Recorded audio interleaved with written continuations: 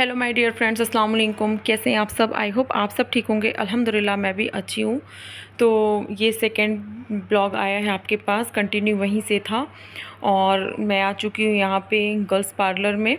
तो यहाँ पे मेरी बहन थी पहले से और वो अपने बालों में केराटिन करवा रही थी और उसका कैसा काम चल रहा है मैं आपको दिखाती हूँ। तो फ्रेंड्स, यहाँ पे अना थी, उसके दोनों बच्चे थे और हम तो बहुत परेशान थे, आपने देखा होगा। लेकिन मेरी सिस्टर पहले ही सुबह से आ गई थी यहाँ पे, क्योंकि इसकी बहुत लंबी प्रोसेसिंग होती है। तो यहाँ पे सारा कुछ उसका हो गया है। लास्ट में भैया उसके हेयर सेट कर रहे हैं और आप देख सकते हैं यही भैया सेट करते हैं, इन्हीं का पार्लर है। और यहाँ पे शम्स और मोइन खेल रहे हैं। कम से कम यहाँ पे इन लोगों को आए हुए 4 घंटे हो गए थे। तो मेरी सिस्टर के ना बहुत हेयर डैमेज थे। बहुत दिनों से मैं उससे बोल रही थी कि अपना ट्रीटमेंट कराओ, कुछ हेयर के लिए कुछ करो। और इनका स्टाफ देख सकते हैं पीछे पे है पूरा। तो फ्रेंड्स, कटिंग का काम ना भैया ही करते हैं हमेशा और बहुत अच्छा इनका हाथ होता है, बहुत अच्छा इनका वर्क होता है। मैं तो हमेशा अपने हेयर कट यहीं से करवाती हूँ। और अना का टाइम तो कट नहीं रहा है, तो अना और बच्चे लगे हुए हैं यहाँ वहाँ खेलने में, आप देख सकते हैं। और यहाँ पे फिर मैं अपना नंबर लगाई क्योंकि मुझे भी हेयर कट करवाने थे। तो भैया ने बोला अब आप बैठ जाओ। तो आप लोग देखिएगा मेरा हेयर कटिंग कैसा हुआ है और आप लोगों को पसंद आया या नहीं आया ये भी कमेंट करके बताइएगा। तो ये कटनी की गजानन कॉम्प्लेक्स में भैया का शॉप है और आप लोग भी जा सकते हैं। वर्क तो बहुत अच्छा है माशाल्लाह से भैया का। और जब से मैं बड़ी हुई हूँ तब से मैं यहीं पे हेयर कट करवा रही हूँ। तो भैया यहाँ पे ना मुझसे पूछ रहे थे लेंथ कितनी कट करनी है। तो मैंने बोल दिया भैया जितने डैमेज हेयर है मेरे उनको निकाल दीजिए आप। और यहाँ पे काफ़ी भीड़ भी होती है। लेकिन बात ये थी कि मेरी बहन बहुत पहले से आ गई थी यहाँ पे अपने काम के लिए, तो उसका भी मतलब लास्ट ही चल रहा था और मैं भी उसी दरमियान अपनी हेयर कटिंग करवा ली हूँ। तो भैया से मैंने बताया, भी मेरी सिस्टर ने बताया कि उनका चैनल है और वो यूट्यूब में वर्क करती हैं। तो वैसे भी तो इनका बहुत अच्छा इंस्टा आईडी भी है इनकी, और मैंने दिखा भी दिया है कि इनके मतलब पार्लर का नेम क्या है और गजानन कॉम्प्लेक्स आपको एड्रेस भी दे दिया है। तो मैं तो हमेशा आती हूँ, आप लोग भी जाइएगा। अगर आप लोग को अच्छा लगे तो बताइएगा मुझे, क्योंकि एक बार तो जाना बनता है जो आसपास से हैं। और काफ़ी यहाँ पे काम होता है, हर टाइप से हेयर का हर एक चीज़ होता है, जो आपको चाहिए हो वो आप यहाँ पे करवा सकते हैं। तो यहाँ पे भैया मेरे हेयर कट में लगे हैं और बहुत ज़्यादा कुछ टाइम नहीं लगता, मुझे लगता है 2 से 3 मिनट भैया को हेयर कटिंग करने में लगता होगा। और मेरे यहाँ पे हेयर कट चुके हैं और मैंने लेयर में कटवाया था और मुझे ज़्यादा कुछ तो ऐसे चाहिए नहीं था। और उसके बाद यहाँ पे ये लोग मेरी ना हेयर स्टाइल सेट कर रही हैं। तो आप लोग देखिएगा कि लास्ट लुक मेरा कैसे आता है, फाइनल लुक। क्योंकि अभी तो मैं आप लोगों को कुछ नहीं बताऊंगी, थोड़ा टाइम तो लगता है किसी भी चीज़ के लिए। और मुझे ना ये हीट से बहुत ज़्यादा एलर्जी हो रही थी। मैंने बोल रहा था थोड़ा दूर से ड्रायर चलाओ आप, मुझे बहुत हीट लग रही है। तो थोड़ा तो कुछ नुकसान सहना पड़ता है जब हमें लगता है तो। लेकिन ये होता है ना, थोड़ा सा लगता है बाल ख़राब हो जाएंगे, लेकिन उस टाइम पे ना जब लुक चेंज होता है ना तो माशाल्लाह से बहुत अच्छा लगता है। और बच्चों को देखिए किस तरीके से पीछे पे खेल रहे हैं। और भैया का बताऊँ ना तो नेचर इतना अच्छा है माशाल्लाह कि मैं बता नहीं सकती। बहुत अच्छा नेचर है उनका, बहुत अच्छा। उनके यहाँ पे जो आते हैं ना, मतलब उनसे ना खुश होके ही जाएंगे, ऐसा नेचर है उनका। स्टाफ भी बहुत अच्छे है यहाँ पे, जो गर्ल है बहुत अच्छी है, सिस्टर लोग हैं सारी। और मैं हमेशा आती थी तो मैंने बोला एक सिस्टर को जो मेरी पीछे पे खड़ी है ना, तो उनको मैंने बोला मैंने पहले आपको नहीं देखा। तो बोली दी आप आई जब होंगी ना तो मैं छुट्टी पे रही होंगी, नहीं तो मैं रहती हूँ। और स्टाफ भी बहुत अच्छा है। मेरी बहन का भी कंप्लीट सब कुछ हो गया था और भैया ने मेरी सिस्टर को ये सारी चीज़ें दी हैं, मास्क दिया है, शैम्पू दिया है। तो उनके यहाँ से प्रोडक्ट भी लिया। और उसके बाद आप मेरी बहन का मतलब फाइनल लुक देख सकते हैं हेयर का कितना अच्छा है। और उसके बाद मेरा भी यहाँ पे कुछ हेयर कट हो चुका है। तो अब देखिएगा मेरा भी फाइनल लुक आप लोगों को पसंद आया या नहीं आया बताइएगा।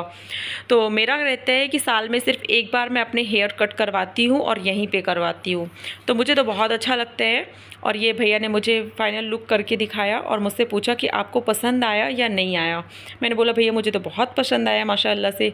तो आपको कैसा लगा आप लोग बताइएगा। और चैनल पे न्यू है तो सब्सक्राइब कीजिएगा, बेल आइकन प्रेस कीजिएगा और वीडियो को लाइक कीजिएगा। कमेंट करके ज़रूर बताइएगा कि कैसा लगा ब्लॉग आपको और मेरा हेयर स्टाइल कैसा लगा आपको।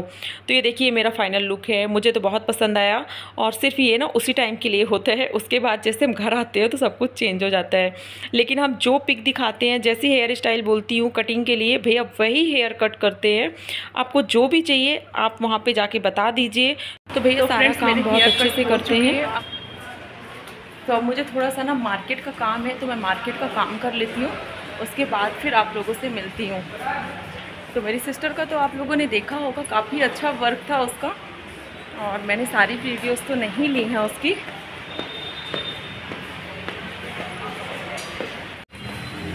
कपड़े हैं, न्यू कलेक्शन है। अच्छा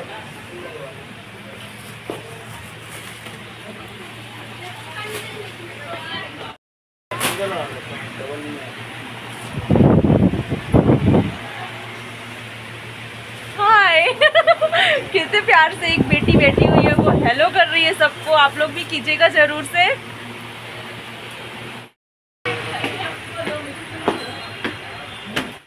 तो फ्रेंड्स यहाँ पे ना मैं शॉपिंग के लिए आ गई हूँ और मुझे एक सूट चाहिए थे। तो मैंने भैया से बोला कि अब जल्दी से मुझे सूट दिखला दीजिए आप, बहुत ज़्यादा लेट हो रहा था। और यहाँ पे ये लोग ना फ्री बैठे हुए थे बुरके लेके, और बुरके सेट कर रहे थे, तो मैं उनसे काफ़ी मज़े ली। और फिर मुझसे उन्होंने पूछा कैसे दिखाऊँ, तो मैंने बोला जो न्यू कलेक्शन चल रहा हो वही दिखाइएगा। तो बने रहिएगा ब्लॉग में आगे तक और सारे कलेक्शन देखिएगा, कितने अच्छे उनके यहाँ पे पैटर्न सूट आए हुए हैं। और मैं ये नीलकमल की शॉप में हूँ। तो यहाँ पे सारे पाकिस्तानी सूट थे और बहुत अच्छा मतलब मुझे सूट लगा, और सारे कलेक्शन बहुत अच्छे थे। तो आप लोग देखिएगा कैसे कैसे सूट थे और कौन सा आपको पसंद आया।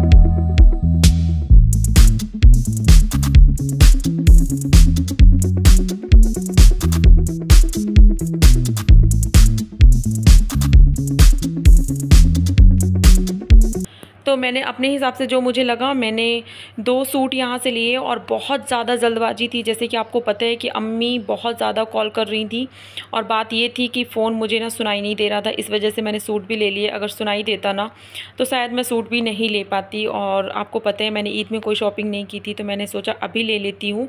बाकी सबकी शॉपिंग हो गई थी, और मैं और अना बस थे। मेरी बहन भी जा चुकी थी मेरी अम्मी के पास, और नाज़िया बहुत ज़्यादा परेशान कर रही थी। नाज़िया की बिल्कुल भी तबीयत ठीक नहीं थी। तो फिर मैं जल्दबाजी में बहुत थी, और मुझे जो समझ में आया ना मैंने ले लिया। और भैया मेरे पीछे लगे हुए थे कि दी प्लीज़ आप ये वाला सूट लो, ये येलो में जो दिख रहा है। तो येलो कलर तो प्रॉपर नहीं है वो, लेकिन बहुत ज़्यादा खूबसूरत सूट था। लेकिन मुझे ना वो दुपट्टा टिकता नहीं सिर पे, इसलिए मैंने उसको नहीं लिया है।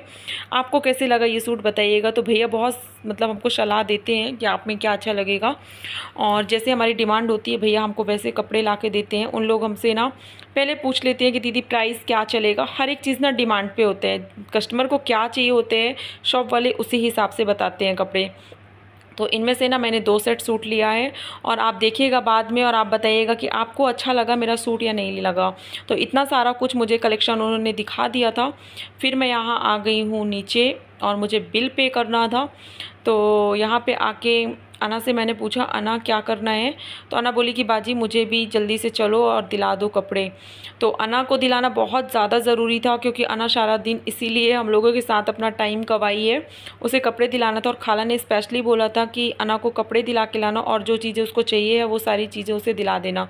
लेकिन टाइम कुछ इतना बिल्कुल भी नहीं था। इस शॉप में मैं आई, और अना के लिए मैंने जो अना की फ़रमाइश थी उसकी फ़रमाइश मुताबिक मैंने उसको भी ड्रेस दिलाई, और बोला था अना टाइम ज़्यादा मत लेना, सिर्फ तुम जल्दी से जल्दी कपड़े देखना। और अना को आप देख सकते हैं कैसे वो बिल्कुल ना घबरा सी रही है कि बाजी जल्दी से हो जाए। और कॉल बहुत ज़्यादा आ रहे थे।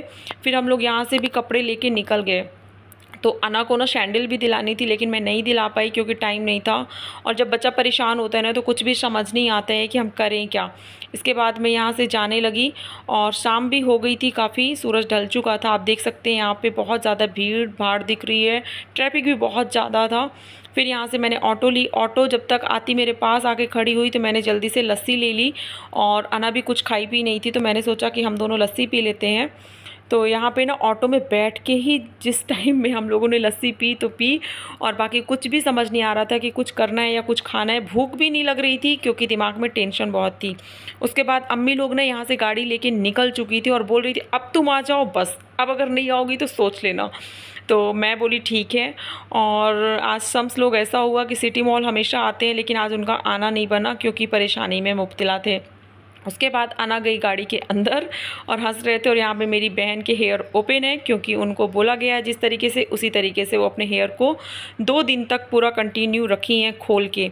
और इतना जब ज़्यादा अमाउंट लगते हैं ना तब पता चलता है। उसके बाद हम लोग यहाँ से निकल चुके हैं और घर जा रहे थे। और घर के लिए भी टेंशन हो रही थी क्योंकि घर में जाके भी सारा काम पड़ा था और डैडी भी ऑफिस से आने वाले थे।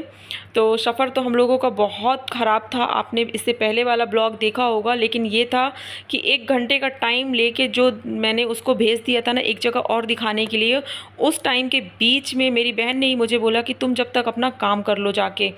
तो फिर मैं अपने काम की और मेरी बहन का काम तो हो गया था और सिर्फ मुझे शॉपिंग करनी थी और भी बहुत सारी चीज़ें लेनी थी मुझे। लेकिन मैंने सच बताऊँ ना कुछ भी नहीं लिया, सिर्फ 2 सेट सूट ही लिए थे। उसके बाद हम सीधे बैठे गाड़ी में और निकल गए घर के लिए। तो दिमाग ना जब ख़राब होते हैं, जब कुछ परेशानियां सामने आती हैं और वो ऐसी होती हैं कि जो सोचो भी नहीं और वो चीज़ें सामने आ जाएं। तो घर से तो बहुत खुशी खुशी निकले थे लेकिन परेशानियां बहुत बढ़ गई। और आज का ब्लॉग कैसा लगा आप लोगों को ज़रूर बताइएगा क्योंकि हम ना बहुत मुश्किल वक्त में भी आप लोगों को शूट करके दिखाते। और यहाँ पे देखिए कितना ज़्यादा आग लग गई थी, तो मैं देख रही थी बहुत ज़्यादा आग थी। और इससे पहले आपने ऑटो में देखा होगा बहुत सारे लोग ना चढ़ चढ़ के जा रहे थे, तो वो हम लोग को ना बहुत हंसी आ रही थी वहाँ पे, तो मैंने वो क्लिप भी ले ली थी। और यहाँ पे ना टोल टैक्स पहुँचे और टोल टैक्स पहुँचने के बाद फिर मैंने कोई भी सूट नहीं किया क्योंकि यहाँ पे थोड़ा उजेला था, इस वजह से मैंने सूट कर लिया है। और ये कटनी के पास ही पड़ता है, बहुत ज़्यादा दूर पे नहीं होता है। तो अब मिलूँगी फ्रेंड्स नेक्स्ट ब्लॉग में, तब तक अपना खूब सारा ख्याल रखिएगा। अस्सलाम वालेकुम, अल्लाह हाफिज़ फ्रेंड्स।